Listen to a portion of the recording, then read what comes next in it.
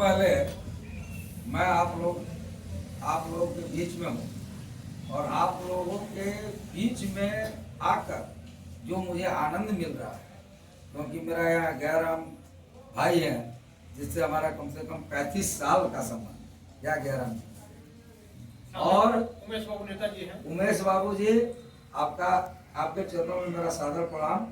और जितना भी मेरे यहाँ युवा साथी बैठे हुए हैं, सब लोग जानते हैं कि जमगुरिया से या इस क्षेत्र से मेरा बहुत पुराना संबंध 30-35 साल से मेरा वो आत्मीय संबंध है जो मेरे दिल के उद्गार से आप लोगों को पता चलेगा। अभी तो चुनाव का माहौल है, चुनाव का संक्रांत हो गया है, 20 तारीख को वोट भी होना है। तो मेरा यही कहना है कि हर परिस्थिति को आपको हम बताने आए।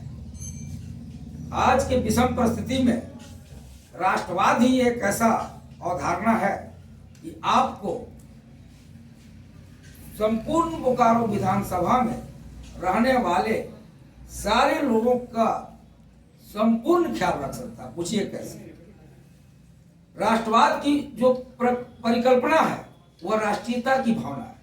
अगर सबसे पहले हम समझेंगे कि हम हिंदुस्तानी हैं, झारखंड में रहते हैं, झारखंड का नागरिक है और झारखंड की मिट्टी मेरी माँ है, और इस माँ रूपी मिट्टी पर जो हम लोग रहकर अपना सुकर्म करते हैं और अर्थ कमाते हैं, तो सारे लोगों का विकास होना चाहिए।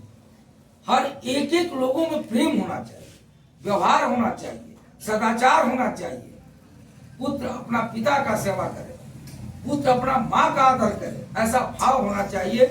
जात पात वर्ग धर्म संप्रदाय से ऊपर उठकर जब राजनीति हो तभी तो क्षेत्र का विकास होगा। आज हमारा पूरा बोकारो विधानसभा का मैं भ्रमण करता हूँ, पहले भी भ्रमण किया हूँ, लेकिन विकास की गति कहाँ रुक जाती है? विकास की गति जब जातवाद, धर्मांता, वर्ग विभेद में पटा रहेगा, क्षेत्रीयवाद अगर आप पर हावी होगा, वर्गवाद अगर आप पर हावी होगा, तो अर्थवाद तो विजय होगा। पूंजीपतियों का खेल क्या है? आपस में बांटो। भाजपा का क्या खेल? विभाजित करो। हिंदू खतरे में है, हिंदू खतरे में। अरे किससे खतरे में? किससे खतरे में? तो बोलिएगा कि हिंदू मुसलमान के कारण खतरे में। ऐसा कुछ भी नहीं। हिंदू हिंदू है और हमारा देश एक गुलशन है। हिंदू मुसलमान सिख ईसाई सभी एक साथ मिलकर रहेंगे तभी तो क्षेत्र का विकास होगा। आजादी का आज कितना साल हो गया? 75 साल हो गया आजादी का। लेकिन आप देहात में जाइए, क्या स्थिति है? कोरोना काल देख लीजिए। कोरोना काल में ईश्वर ने बताया कि मैं तो हवा देता, ऑक्सीजन इसको तो आप खरीद के नहीं ले सकते है ना। हर आदमी इस ऑक्सीजन से जिंदा है, ईश्वर के द्वारा प्रदत्त ऑक्सीजन से जिंदा है। हिंदू भी ऑक्सीजन ग्रहण कर रहे हैं, मुसलमान भी ग्रहण कर रहे हैं, सिख भी कर रहे हैं, ईसाई भी कर रहे हैं। ईश्वर विभेद किए? ईश्वर ने पानी भेजा, सब लोग पानी पीते हैं। नदी नाला का पानी आता है, ऊपर आसमान से पानी गिरता है, लेकिन हम लोग इंसान आपस में विभेद क्यों करें? क्यों जाति में हम लोग बट के रह जाएं और किसी को मौका दें? कांग्रेस और भाजपा का नीति है आजादी के बाद आप वर्ग में बांट दो, जात में बांट दो, धर्म में बांट दो, वोट लो और 5 साल जनता को टाका बाय कर दो। यही होते आया है। अगर इसको हम लोग रोकने का प्रयास करेंगे और राष्ट्रवाद को अपने दिल में बैठाएंगे कि हम ही रामायण है, हम ही गीता है, हम ही उपनिषद है, हम ही कुरान है और हमारे अंदर ही राम है, तो क्या बदलाव आएगा? तो बदलाव की जो प्रक्रिया है वो युवा साथी आप सोचिए कि बेरोजगारी की समस्या चरम पर है। एक बोकारो स्टील प्लांट, भैया एक बोकारो स्टील प्लांट, उस पर आधारित ये क्षेत्र यही है ना। बोकारो स्टील प्लांट आज तक 10 मिलियन टन नहीं हो पाया।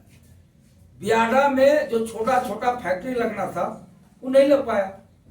आप 130 किलोमीटर दूर चले जाइए, टाटा, राउरकेला, भिलाई, एक स्टील प्लांट के क्षेत्र में इर्द गिर्द में हजारों हजार छोटा छोटा फैक्ट्री लगा हुआ है, रोजगार मुखी वहां साधन है। लेकिन यहाँ क्या है, ना तो बोकारो स्टील प्लांट का विस्तार हुआ, ना 10 मिलियन टन हुआ, और हमारे जो बेरोजगार साथी हैं रोजगार मुखी कोई उपाय भी नहीं किया गया। कितने सरकारें आएंगी और चले जाएंगी, कितने विधायक आएंगे और चले जाएंगे, लेकिन रोजगार मुखी साधन मुहैया करने का तो दृढ़ निश्चय होना चाहिए ना कि भाई कुटीर उद्योग है, लघु उद्योग है, पशुपालन है, मत्स्य पालन है, बहुत सारा संसाधन। अब आप बताइए, जब बरसात होता है तभी तो धान होता है, उसके बाद उस खेत में कुछ होता है? नहीं होता है। जमीन तो वही है। अगर पानी का सुविधा मिला रहता कि यहां से दामोदर नदी का पानी बह के आपके जस्ट 3-4 किलोमीटर दूर से बह के निकल जाता है बंगाल में, अगर दामोदर की पानी पाइपलाइन से आपके खेत खलियान तक पहुंचाया जाता और टावर बना के सुविधा दिया जाता, डीप बोरिंग दिया जाता, तो क्या जो हमारा जमीन है, भूखंड है, उस पर किसान किसानी करते कि नहीं? एकदम। लेकिन ऐसा कोई प्रकल्प करने का प्रयास नहीं किया। यहाँ पर केवल मजदूर बना के रखा गया कि आप मजदूरी कीजिए, मजदूरी से ऊपर उठना नहीं, ठीक है? ये प्रकल्प। झारखंड जब पहले बिहार था, फिर झारखंड हुआ, झारखंड होने के बाद झारखंड की अस्मिता, झारखंड की पहचान, झारखंड की संस्कृति तो हम लोग को दिल में बसा के रखना है ना कि हम लोग झारखंडी भाई हैं, झारखंड में निवास करते हैं। लेकिन बेरोजगारों के प्रति रोजगार मुखी उपाय राष्ट्रवाद ही कर सकता है, क्योंकि राष्ट्रवाद पूरे बोकारो विधानसभा में 5,84,824 वोटर को अपना परिवार समझता है, और जसबीर सिंह पूरे बोकारो वासियों को, बोकारो विधानसभा के वासियों को अपना परिवार समझता है, और उसके सेवा के लिए फैसला करने का प्रश्न किया।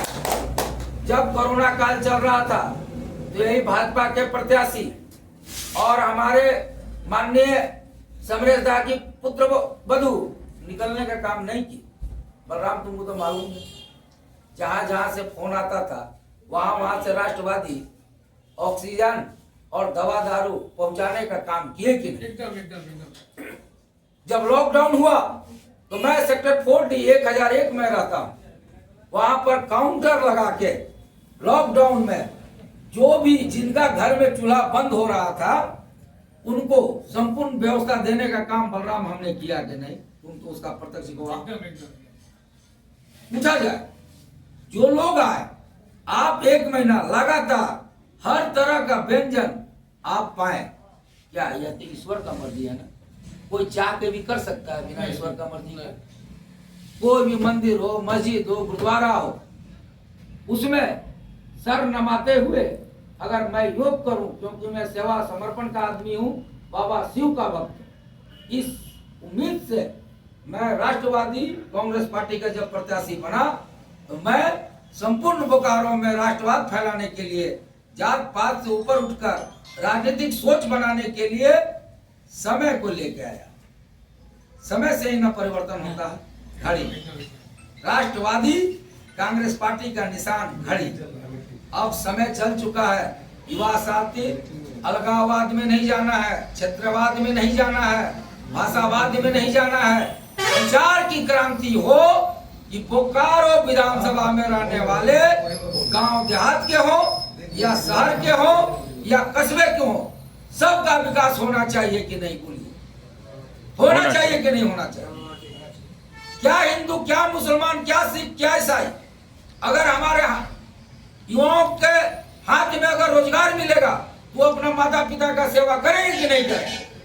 जब उनके पास रोजगार नहीं है तब मैं बोलता हूं कि अपना माँ बाप का चरण झुक के तुम बाहर निकलोगे तो हिंदुस्तान में कहीं भी सम्मान पाओ। तो माँ बाप के अलावा उस धरती में कोई भी देवता माता पिता के बाद ही कोई देवता है। बोलिए बाबा भोलेनाथ की जय। बोले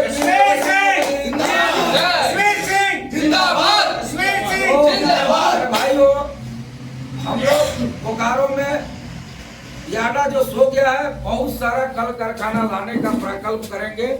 आप लोग के आशीर्वाद के लिए आए हैं। भाषण का समय नहीं है, चुनावी माहौल है, बहुत जगह मुझे जाना है और मैं यही बोलूंगा, दयाराम भैया थोड़ा सा समय के साथ चलाइए और हमारे हाथों को मजबूत कीजिए।